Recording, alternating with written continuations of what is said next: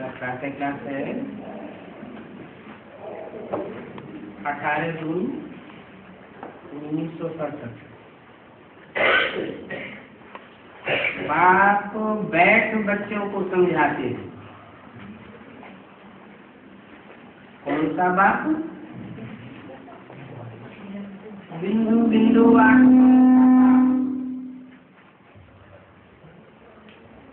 किसमें बैठ समझाते हैं? प्रजापिता ब्रह्मा में बैठ समझाते हैं। समझाते हैं या सुनाते हैं? समझाते किसके द्वारा है और सुनाते किसके द्वारा है?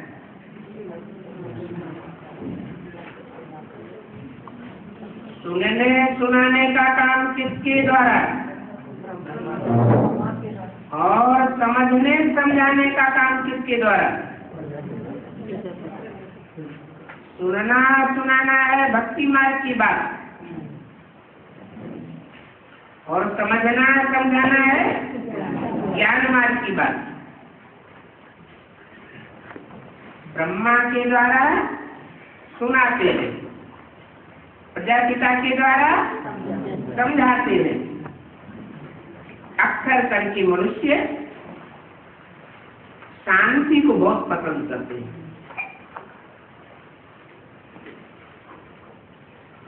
दुनिया में सुख को पसंद करने वाले लोग ज्यादा हैं या शांति को पसंद करने वाले ज्यादा हैं? क्यों? सुख अच्छी चीज है या शांति ज्यादा अच्छी चीज है?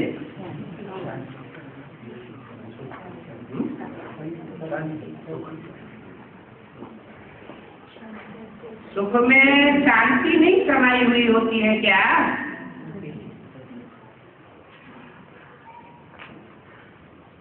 सुख में शांति भी समाई हुई है और शांति धाम में सुख नहीं समाया हुआ है।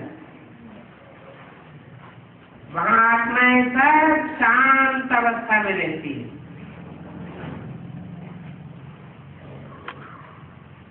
सुख भी नहीं भोगती और दुख भी नहीं भोगती।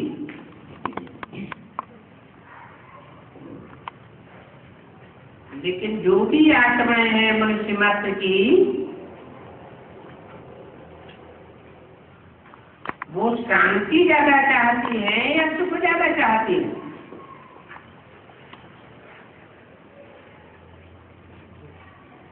क्योंकि कलयुगी दुनिया में अशांति बहुत बढ़ जाती है। जब बहुत अशांति बढ़ जाती है तो आत्मा पहले शांत चाहती है और शांति चाहने वाले बहुत हैं, बहुत पसंद करते हैं। अगर कोई घर में डिस्प्यूट होती है तो अशांति रहती है। अशांत होने से दुख भागता है।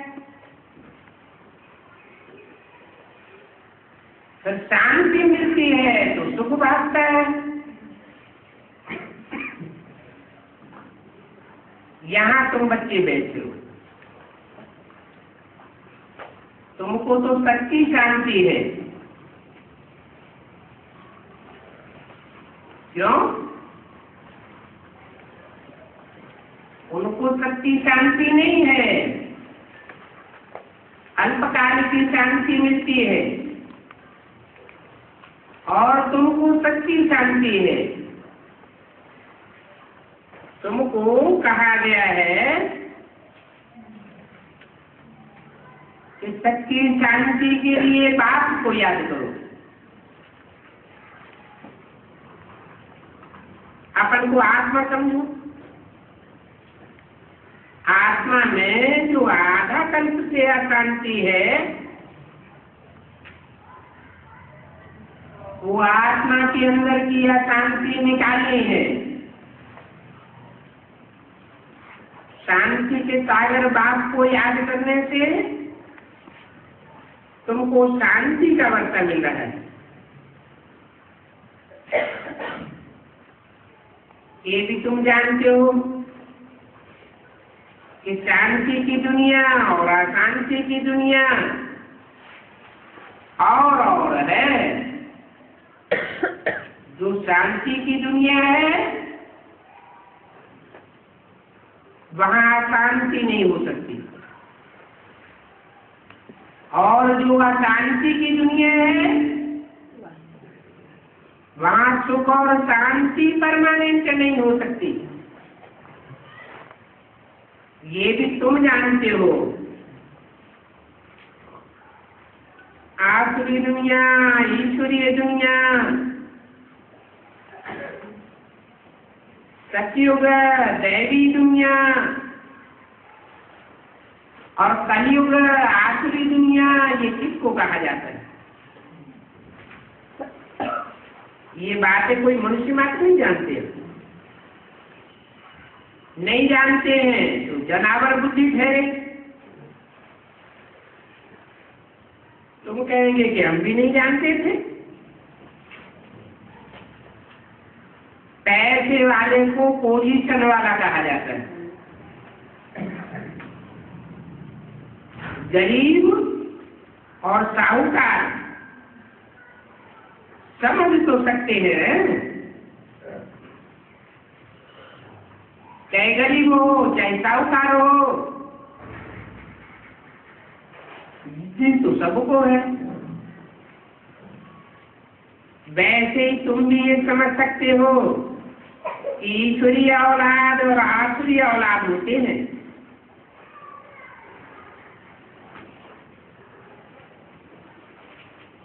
कैसे होते हैं?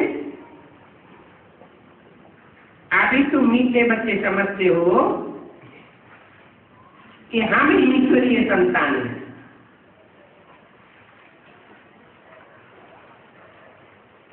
ये बात सिर्फ सुनते नहीं हो,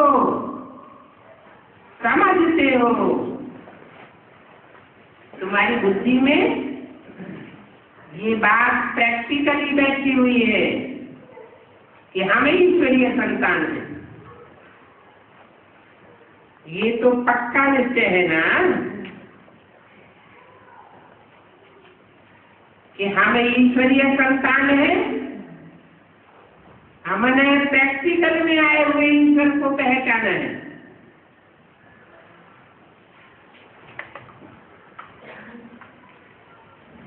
जानते हो कि आसुरी संप्रदाय अथवा औलाद किसको कहा जाता है? आसुरी औलाद और ईश्वरीय औलाद में कितना फर्क है, ये तुम ब्राह्मण ही समझते हो।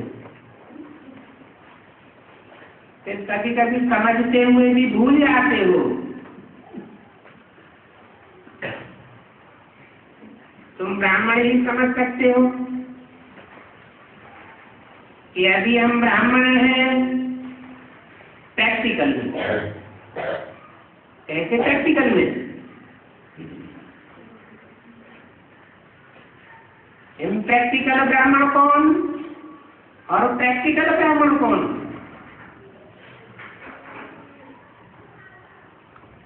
जिनका प्रजापिता ब्रह्मा मौजूद है वो है प्रैक्टिकल ब्राह्मण। और जो सिर्फ कहते हैं हम ब्राह्मण हैं, परंतु उससे पूछा जाए कि तुम्हारा ब्रह्मा कहाँ है, ब्रह्मा रचना का रचयिता कहाँ है, तो नहीं बता सकते। कहेंगे सूक्ष्म वतन। अरे तुम यहाँ बैठे हो और तुम्हारा बाप सूक्ष्म वतन में बैठा हुआ है। बाप तो रचयिता है, प्रजापिता को रचयिता कहा जाता है।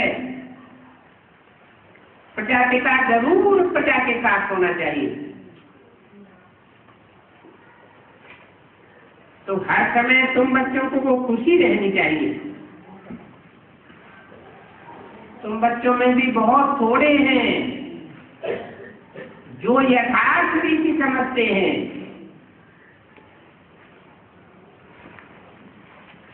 कि हम प्रजापिता ब्रह्मा कुमार कुमारी अकुल ब्राह्मण सत्युग में होंगे, दैवी संप्रदाय, देवताओं की औलाद, और यहाँ हम हैं ईश्वरीय संप्रदाय, ईश्वर की औलाद, ईश्वर की संतान है। कलयुग में है आसुरी संप्रदाय। पुरुषोत्तम संगम युग पर आसुरी संप्रदाय बदली होती है। शूद्र से ब्राह्मण और ब्राह्मण से देवता बन जाते हैं। अभी हम शिव बाबा की औलाद बने हैं, न आसुरी औलाद है और न देवताई औलाद है।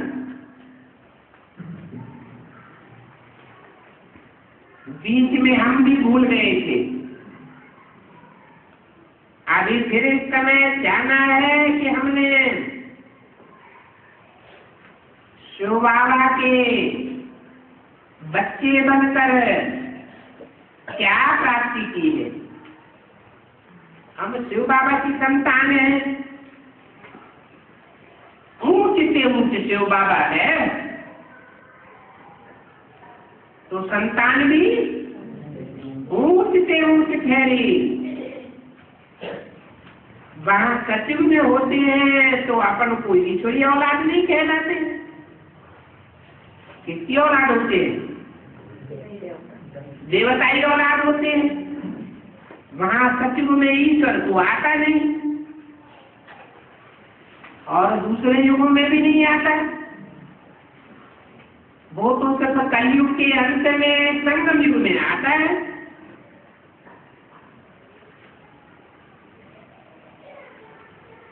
सतयुग के पहले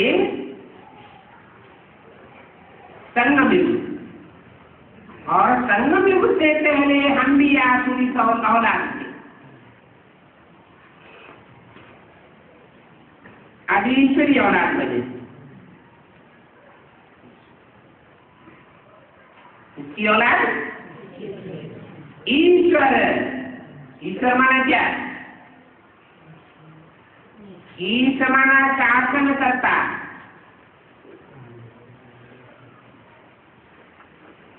वर माना श्रेष्ठ। कैसा शासन करता? जिससे श्रेष्ठ शासन और कोई कर नहीं सकता।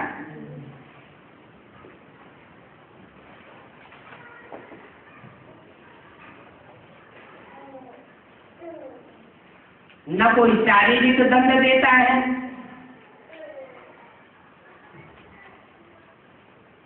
न कोई सूली चढ़ाता है, न कोई डांट मारता है। प्यार का सागर है, प्यार ही प्यार देता है। प्यार प्यार की बातों में समझाता है कि ऐसे ऐसे करेंगे तो विश्व के मालिक बनेंगे। मनमत पर चलेंगे, कोई और मनुष्य की मत पर चलेंगे, मेरी श्रीमत पर नहीं चलेंगे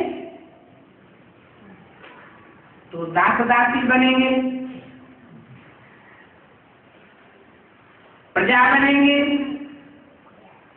थोड़ा अच्छा पुरुषार्थ करेंगे तो साहूकार बने।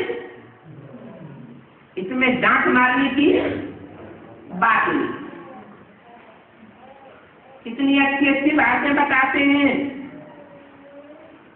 अभी तुम जानते हो हमको बाबा से राज्य मिल रहा है।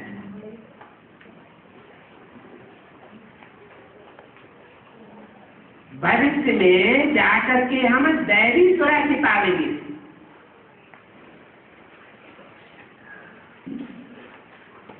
बरोबर सतयुग है सुखधाम और ये कलयुग है दुखधाम। तुम संगमयुगी ब्राह्मण ही इस बात को जानते हो। वो है कलयुगी, कलयुगी घर में है, कलयुगी दुनिया में है। ये भी तुम देख रहे हो कि एक ही घर में बाप कलयुगी और बच्चा सतयुगी बन रहा है, क्योंकि बच्चा ईश्वरीय औलाद बन गया।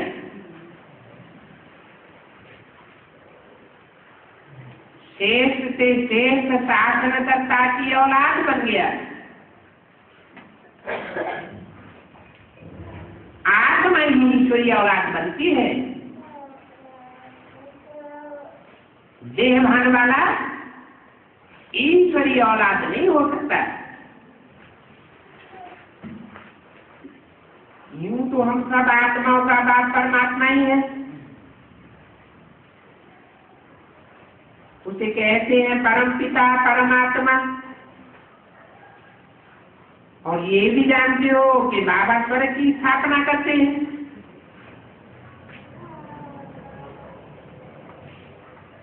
और कोई स्वर्ग की स्थापना कर ही नहीं सकता,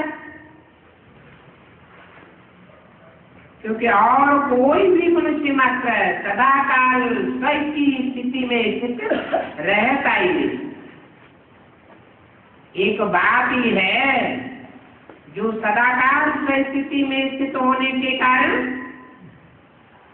सदा शिव कहा जाता है। वो रचयिता है ना।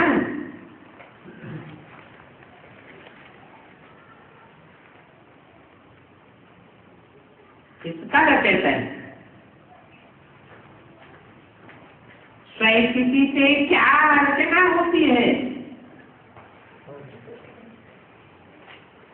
स्थिति से स्वर्ग की रचना होती है। हम बच्चे भी जितना जितना स्थिति में स्थित रहेंगे, प्रैक्टिस करते जाएंगे, उतना उतना अपने लिए स्वर्ग की रचना रचते जाएंगे। वो है होल सोल रचयिता।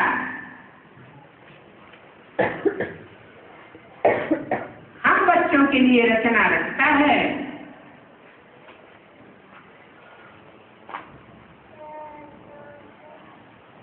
नरक का क्रिएटर तो नहीं है। नरक का क्रिएटर कौन होता है?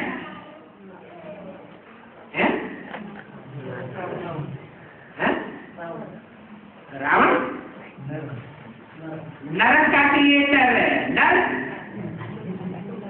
स्वर्ग का क्रिएटर स्थिति में रहने वाला।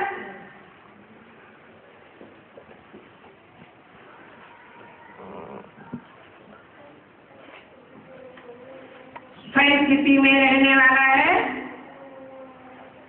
स्वर्ग का रचयिता। तो उनको कौन नहीं याद करेंगे? एक ही है जो स्वर्ग का रचयिता है,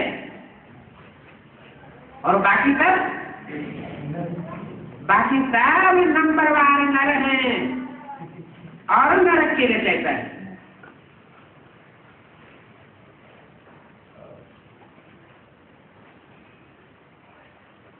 नरक कब रचा जाता है और स्वर्ग कब रचा जाता है? कोई टाइम है रचने का? है? शूटिंग पीरियड को क्या नाम दिया है? पुरुषोत्तम संगम युग। पुरुषोत्तम संगम युग में नरक भी रचा जाता है, और पुरुषोत्तम संगम युग को भूलने से जो नरक रचते हैं वही पुरुषोत्तम संगम युग की याद करने मात्र से स्वर्ग के रचने वाले भी बन जाते हैं। समय की पहचान होनी चाहिए। जिनको पहचान है, निश्चय है कि हम कहाँ के वासी हैं, संगम युग के वासी हैं, तो स्वर्ग के रचयिता है, स्वर्ग के रचयिता की औलाद है। और अगर संगम युग भूलता है तो जरूर कलयुग में, सतयुग तो अभी है नहीं, तो जरूर नरक की रचयिता है। अपने लिए स्वर्ग, अपने लिए नरक, रचना या न रचना हर एक की अपनी मुट्ठी की बात है। नंबरवार स्वर्ग के रचयिता और नंबरवार नरक के रचयिता है। नरक रचने वाले का नाम क्या है? नरक में क्या होता है?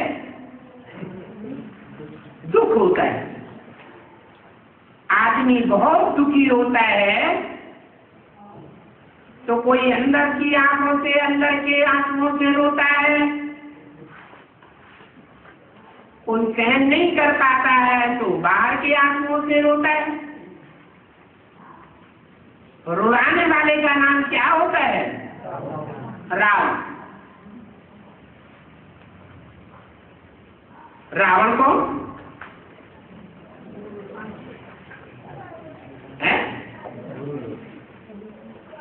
रावण कहेंगे जरूर यह गुरु लोग जो उल्टी मत देते, उल्टा रास्ता बताते हैं। बाप आकर उल्टा रास्ता बताते हैं, गुरु लोग उल्टा रास्ता बताते हैं। गुरुओं में भी नंबरवार होंगे या एक जैसे गुरु होंगे? गुरुओं में भी नंबरवार गुरु। कौन कौन गुरु है? बड़े बड़े गुरुओं के नाम क्या है?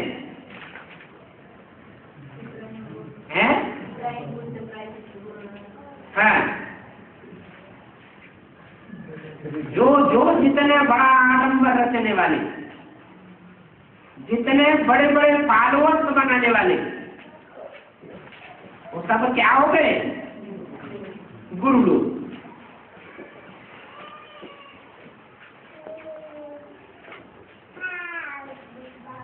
जितना बड़ा गुरु उतने ढेर के ढेर फॉलोअर्स बन जाते हैं। तो बड़ा गुरु कौन हुआ? इब्राहिम। क्या इब्राहिम संगम युग में होता है?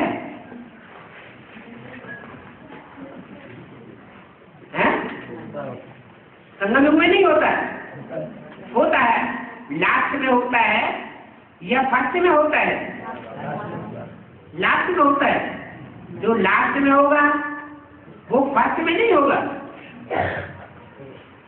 है? आज में होता है, मध्य में होता है या अंत में होता है? इब्राहिम कब होता है? मध्य में। त्रेता का अंत और द्वापर की आदि। ये टाइम है उसके आने का।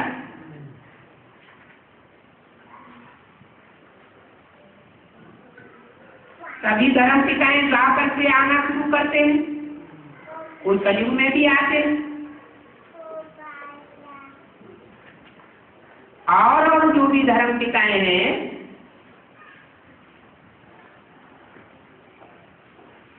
वो तो संसार के सामने मौजूद, सारी दुनिया उनको जानती, प्रत्यक्ष है।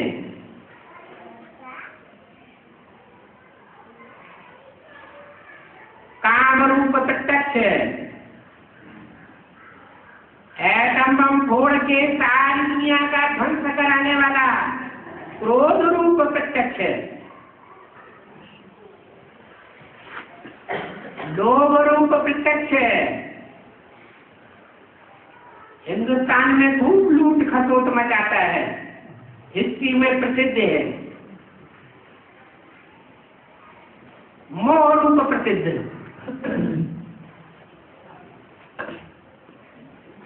अहंकार प्रसिद्ध है।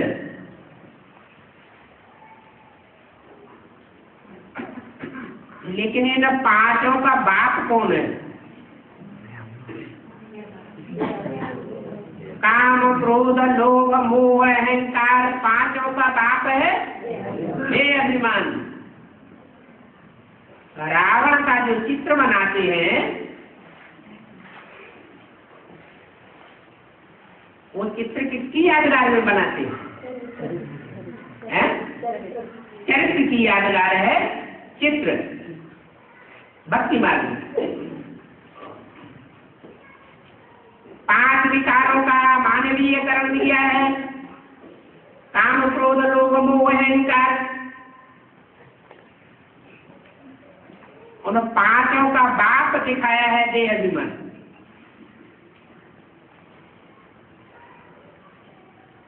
पर्सनिफिकेशन किया है कवियों ने। कोई पर्सन है गुरुओं के रूप में, ये देवान के रूप में जो गधा दिखाया जाता है वो कौन है?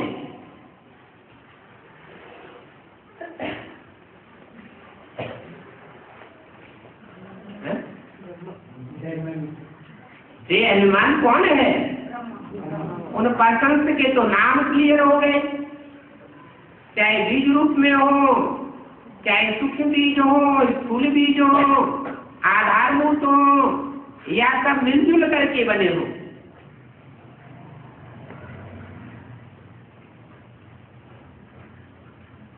लेकिन ये गधे का रूप जो दिखाते हैं ये कौन है?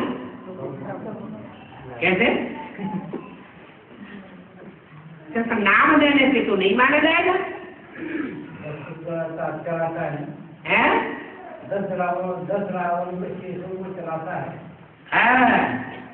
10 को कंट्रोल करने वाला है। 10 रावण के शीश नीचे और उनके ऊपर गधे का शीश।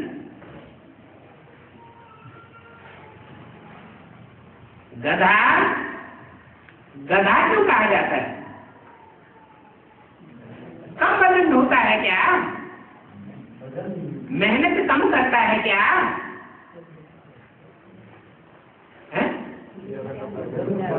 ज्यादा मेहनत करता है या कम मेहनत करता है? मेहनत तो बहुत ज्यादा करता है, फिर गधा क्यों कहा जाता है?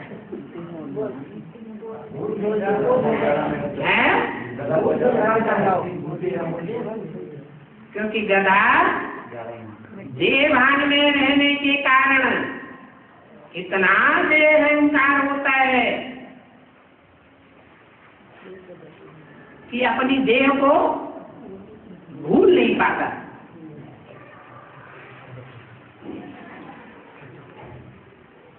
देह को भूलता नहीं तो आत्म की स्थिति बनती नहीं। आत्म की स्थिति बनती नहीं तो निराकारी स्टेज बनती नहीं। जब निराकारी स्टेज नहीं बनेगी तो आत्मा मन बुद्धि सूक्ष्म बनेगी या स्थूल ही रहेगी, सूक्ष्म नहीं बन पाती। सूक्ष्म मन बुद्धि ज्ञान के एक एक पॉइंट की महत्ता में जाती है।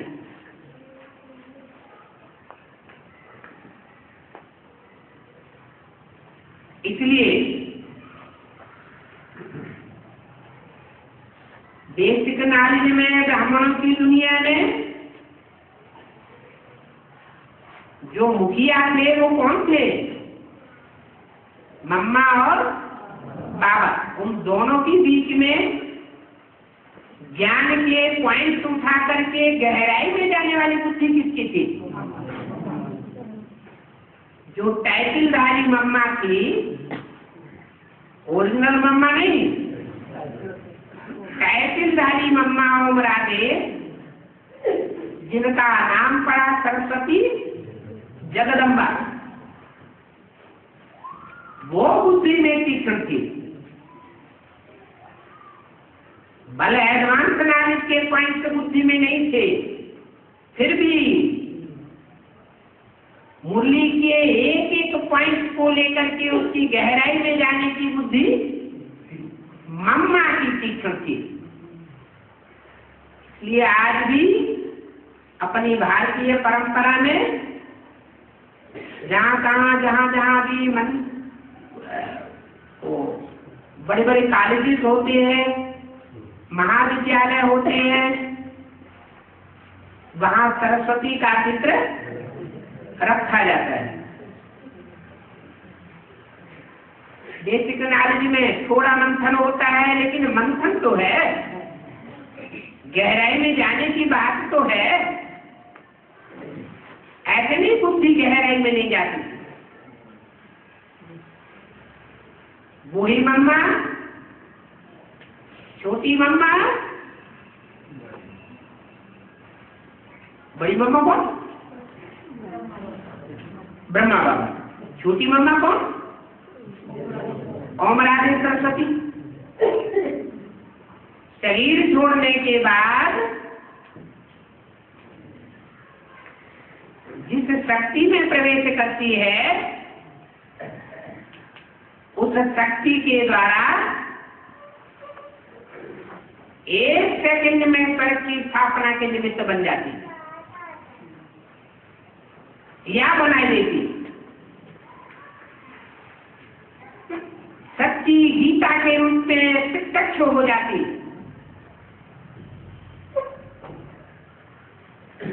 सच्ची गीता से एक सेकंड में स्वर्ग बन जाता है।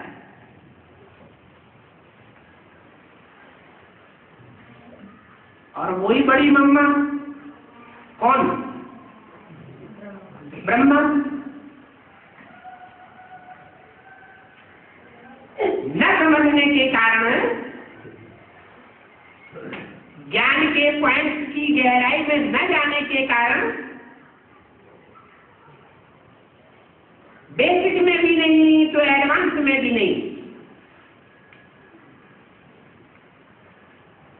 मुरली में उनको कहा है, टाइटल दिया है, ये ब्रह्मा तो जैसे बेबी है। क्या है? बच्चा बुद्धि है। परंतु फिर भी पुरुषार्थी जीवन में बेसिक नॉलेज के बतौर, एडवांस नॉलेज के बतौर नहीं, बेसिक नॉलेज के बतौर पवित्रता का पालन किया है। बेसिक नॉलेज के बतौर पवित्रता की परिभाषा को जितना समझा,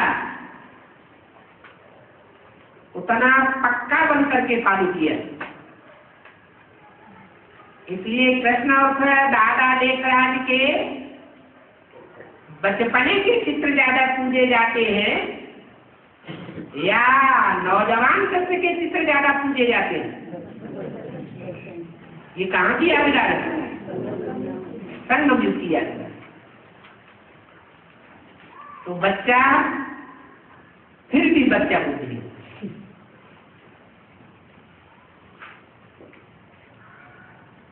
और मम्मा नंबर ले जाती है।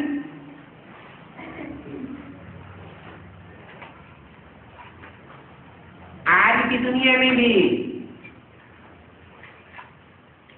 पढ़ाई लिखाई में कन्याएं आगे जाती हैं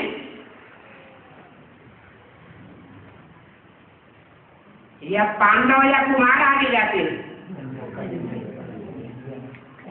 क्यों आगे जाती है?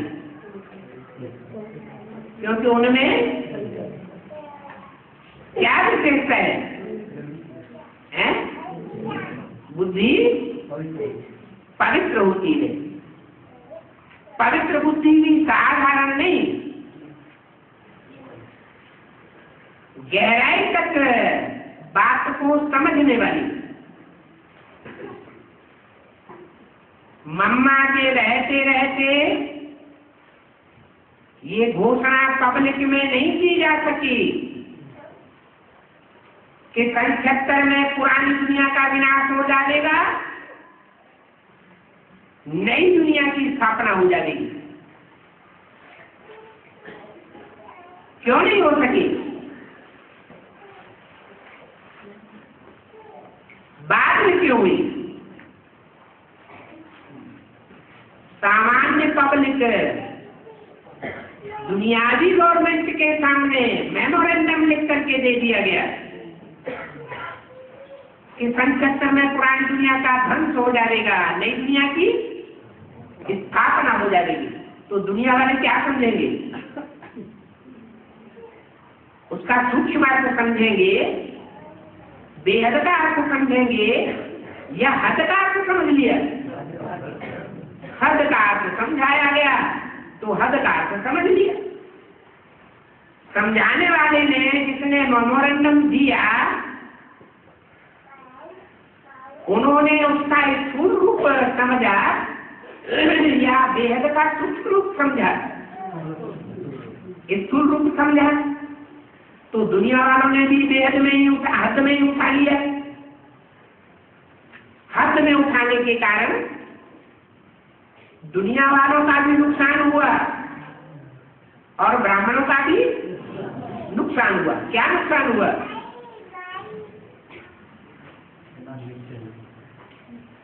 कि ये लोग तो ऐसे ही झूठ बोलते रहते हैं, ये भी झूठे और इनका भगवान भी झूठा।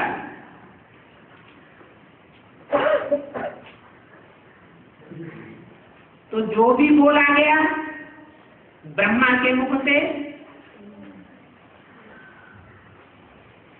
सुना गया और सुनाया गया,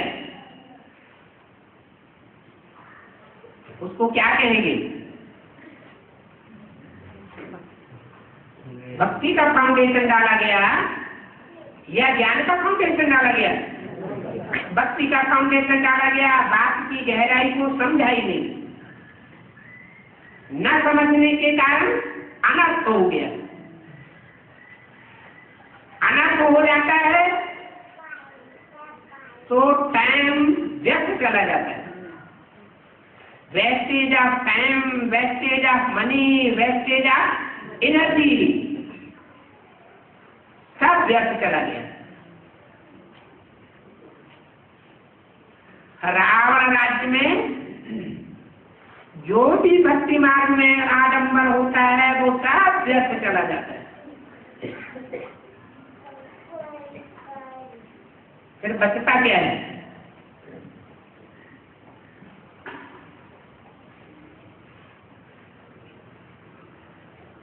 भक्ति न की जाए तो अच्छा, या भक्ति करना भी अच्छा है? जो भक्ति नहीं करते, नास्तिक होते हैं, वो ज्यादा अच्छे, या जिनमें भक्ति भावना होती है वो ज्यादा अच्छे होते हैं? भक्ति भावना वाले फिर भी अच्छे होते हैं। हर भक्त भगवान को नहीं पहचानते, फिर भी भगवान तो दयालु है, कृपालु है, वो भक्तों की भी भावना पूरी करता है। भक्ति का फल देने के लिए स्वयं भगवान आता है।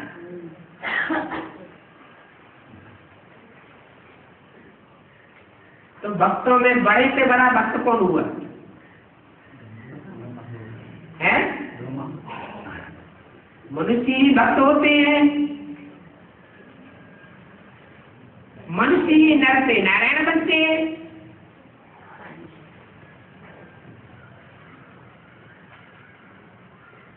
नर नारायण भी बनता है और नर रावण भी बनता है। स्वस्थिति में स्थित हो जाए तो नर नारायण बन जाता है और परिस्थिति में डूब जाए, परिस्थिति में दब जाए, परिस्थिति के वशीभूत हो जाए और अपनी स्वस्थिति का नाश कर ले तो रावण कहा जाता है। कुछ भी होता है और फॉलोअर्स को भी रुलाता है। रुलाने वाला रावण एक सिर से बात नहीं करता, कितने सिरों से बात करता है? 10 सिरों से 10 तरह की बातें करता है। माने जो 10 धर्म हैं 10 के चंबे में आ जाता है।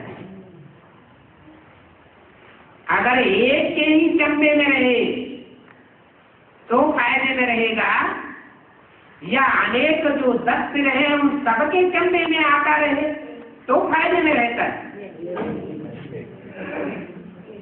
एक ही सिर आदि वाला जिससे साक्षात्कारों का रहस्य मिला था, किससे मिला था? प्रजापिता से। अगर उसके ही आदि से लेकर के अंत तक कंट्रोल में रहा होता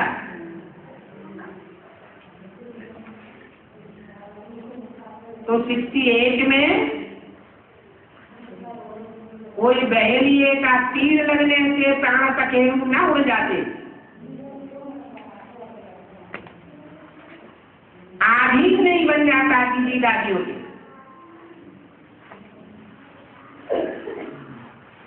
जो सूक्ष्म शरीर धारण करते हैं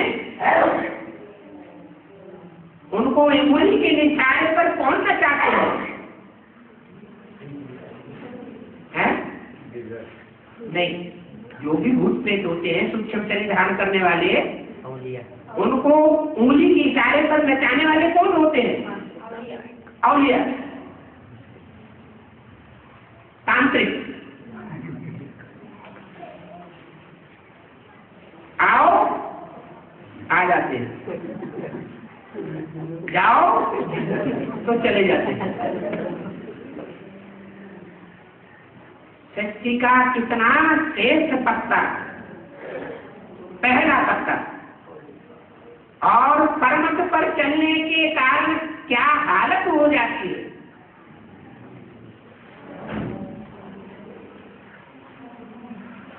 एक बात को न पहचानने के कारण पराधीन हो जाते हैं। धारणा में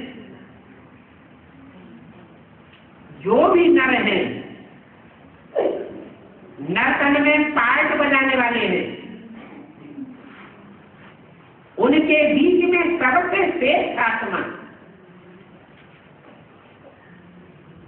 अंतिम जन्म में भी धारणा का कितना अच्छा पार्ट बजाती है, फिर आधीन क्यों हो जाती है? क्या कमी रह गई है? कमी रह गई, एक को नहीं पहचाना, एक मत पर नहीं चल पाए।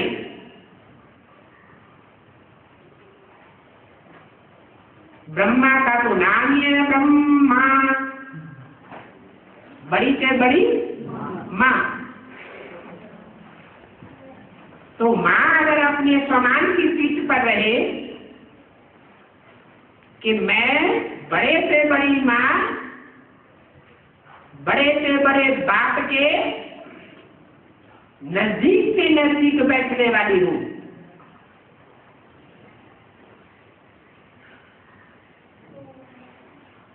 मेरे ऊपर बड़े से बड़े बाप की छत्र छाया है।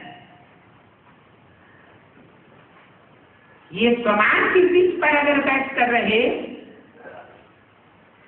तो बच्चों के अधीन हो सकती है क्या? नहीं हो सकती।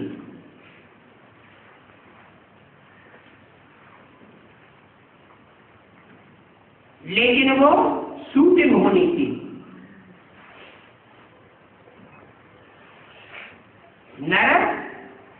नरक की भी शूटिंग करता है और नर स्वर्ग की भी शूटिंग करता है। स्वर्ग स्थिति में से तो हो जाए तो स्वर्ग की शूटिंग अपने लिए, और देवान में आ जाए जैसे मोस्टली कलयुगी माताएं देवान में आ जाती है,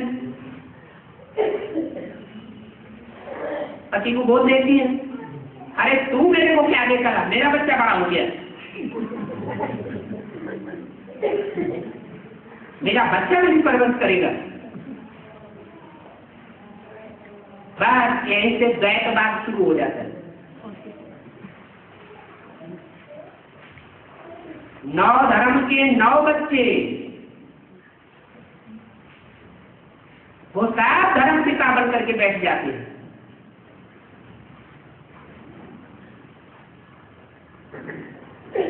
मैं भी बाप, सारे ही बाप बन करके बैठ गए शिवती बच्चे के, टाइम टू टाइम।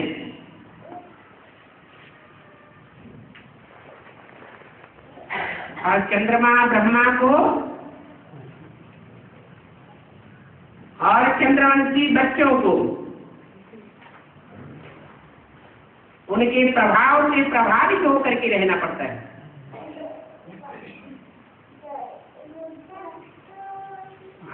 भारत माता पूरी ही आधीन हो जाती है।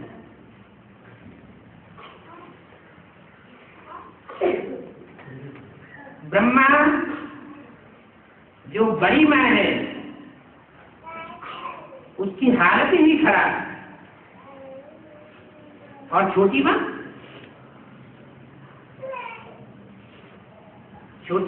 जो वैष्णवी के रूप में प्रत्यक्ष होती है,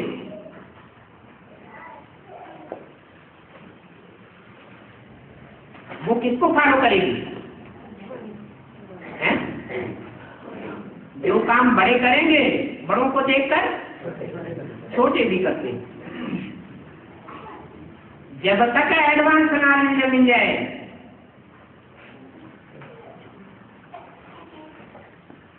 तब तक पतन होता रहता है। भारत माता शिव शक्ति अवतार ये संगम युग में आदि का नारा नहीं है, मध्य का नारा भी नहीं है, कब का नारा है? अंत का नारा बनता है। अंत का नारा क्यों बनता है?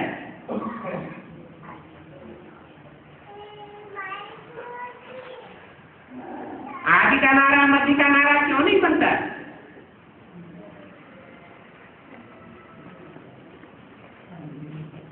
क्योंकि छुपा रुस्तम बाप अंत में प्रत्यक्ष होता है। बाप पहले अपने बच्चों को प्रत्यक्ष करता है, बच्चे समर्थ होने के बाद फिर बाप को प्रत्यक्ष करते हैं। बाप की प्रत्यक्षता के साथ ही साथ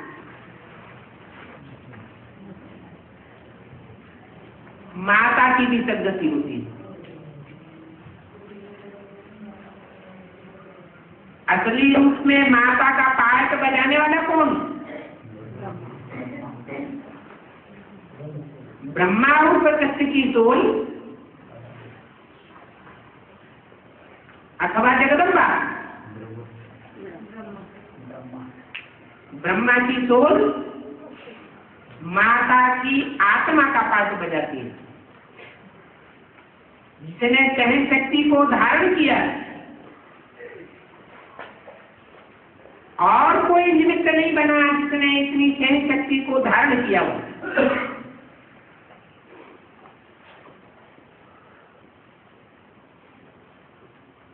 कामना करना,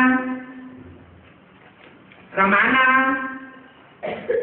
सहन करना,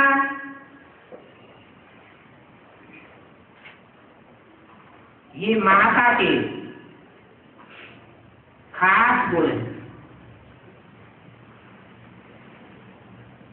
समाती भी है, सहन भी करती है। जब सागर की सहयोगिनी शक्ति के रूप में रहती है। सागर में भी गुण है, समाता भी है और लहरों से सामना भी करता है। वो तो है ज्ञान की लहर। लेकिन ब्रह्मा की सोच जब तामसी रूप धारण करती है तो सामना करने वाली महाकाली का पाठ बजाती है। जगदम्बा साकार में निमित्त बनती है।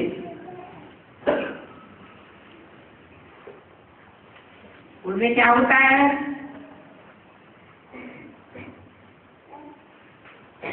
असुर संहारिणी असुरों का संहार करेगी या अष्ट देवों का संहार करेगी? अष्ट देवों की स्थापना हो जाती है।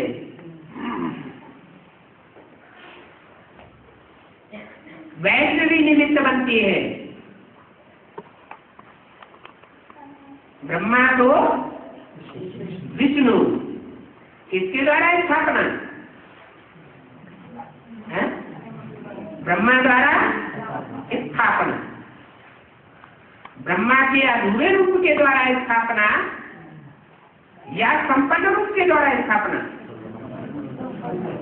ब्रह्मा जब संपन्न रूप धारण करता है तो ब्रह्मा तो विष्णु बनता है, तब स्थापना होती है।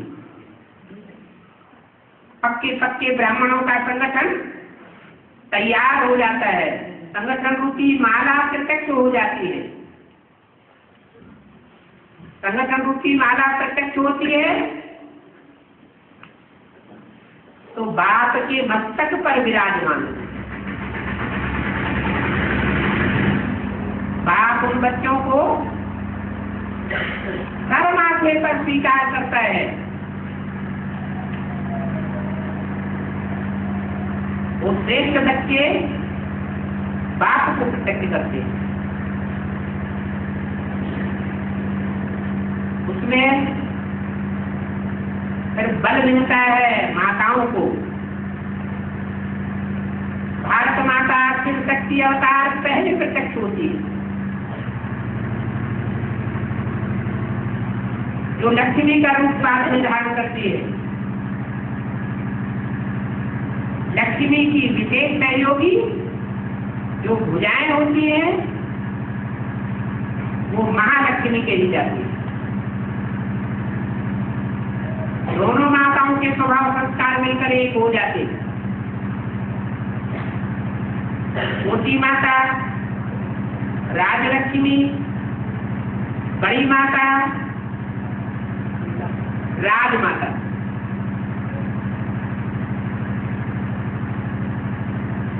और ये शक्तियां सारा कार्य ईश्वरीय कार्य को संपन्न कर लेती हैं।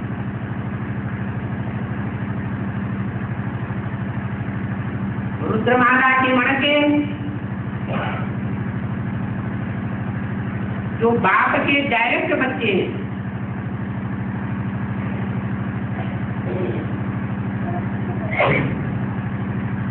उनके लिए भी ये बात लागू हो जाती है कि अंदर वाले रह जाएंगे और बाहर वाले ले जाएंगे।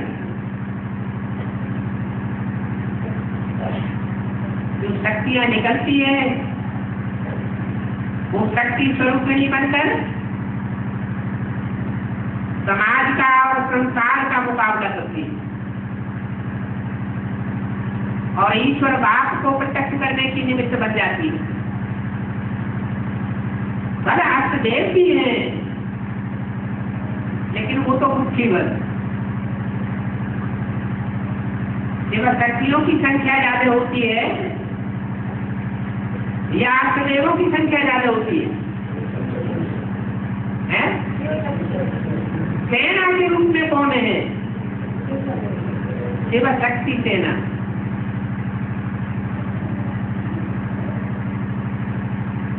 अपार शक्ति है।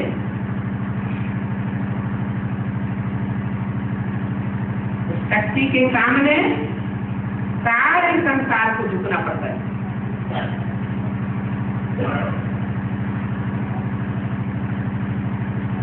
ब्रह्मा की सोल 1 सेकंड की पढ़ाई के लिए रुकी हुई है। वो कौन सी पढ़ाई है? वो देवान अब तक क्यों पकड़े हुए हैं?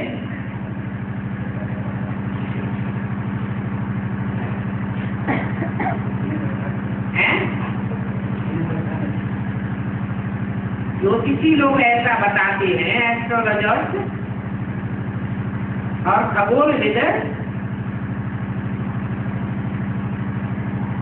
कि पृथ्वी तो माता है, लेकिन सृष्टि के आदि काल में पृथ्वी का एक बड़ा हिस्सा पृथ्वी से अलग होकर के चंद्रमा का रूप धारण कर लेता है।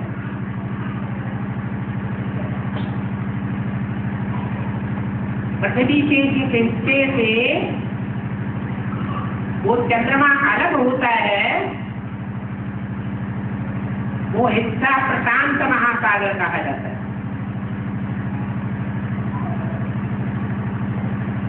जो हिस्सा अलग होता है वो पृथ्वी के चारों ओर घूमता रहता है।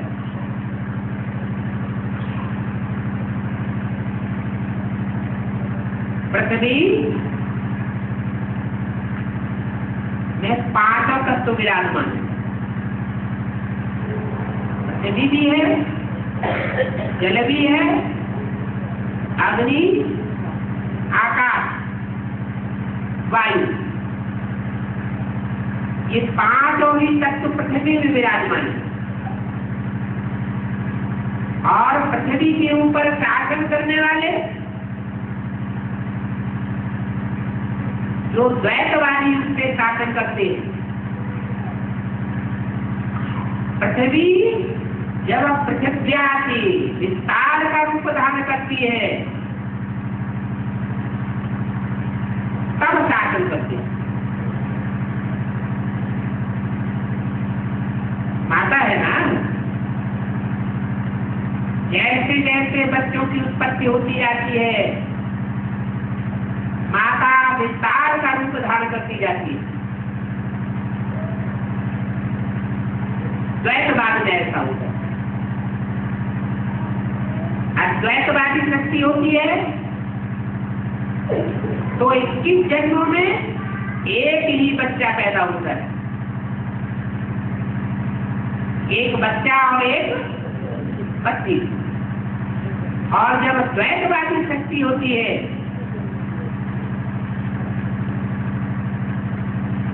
तो पैदाइश बढ़ जाती है।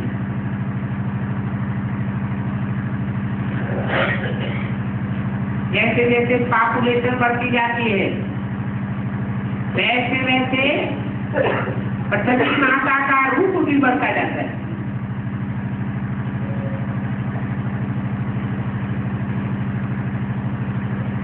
पहले सिंगल रूप था भारत माता, सिर्फ वो भी जंगली सिर पर,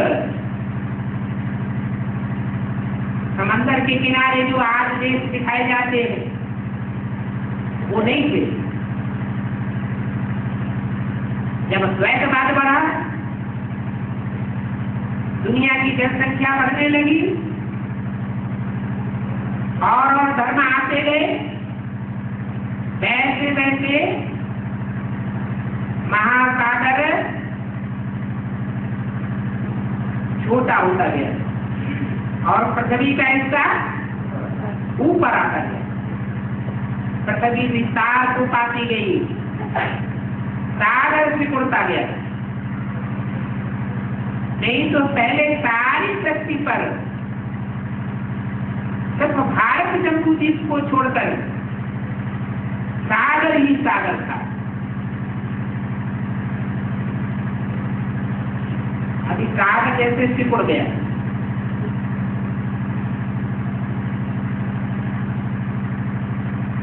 अभी 5000 वर्ष का ड्रामा फिर पूरा होता है। ज्ञान सागर बाप फिर हिलोरे मारेगा। जो और धर्म के धर्म पिताएं आए, जिन्होंने विस्तारवादी नीति फैलाई, आक्रमण करो और राज्य बढ़ाओ, ऐसा शासन किया। खून खराबा करो और शासन करो। ये आसुरी राज्य है। ईश्वरीय राज्य इनके जस्ट अपोजिट है। कोई प्रकार का खून खराबा नहीं। शिक्षा से कन्वर्सन करना है। एक मुसलमानों का कन्वर्सन होता है, असुरों में सबसे जास्ती आसुरियत का कन्वर्सन। तलवार उठाई, उतारो जनेऊ, बनो मुसलमान।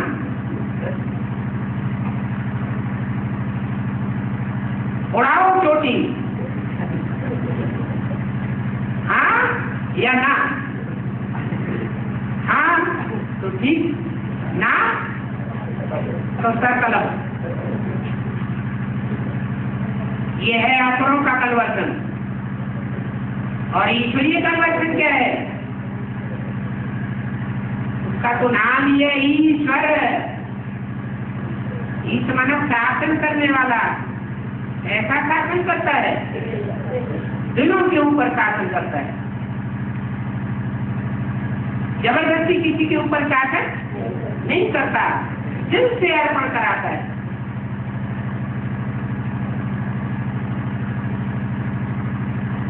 कोई खून से निकल के दे देते हैं तो भी मानने वाला नहीं है। कोर्ट स्टाम्प पर पेपर पर लिख करके दे देते हैं तो भी स्वीकार करने वाला नहीं है। कब स्वीकार करता है? जो दिल से अर्पण होती है।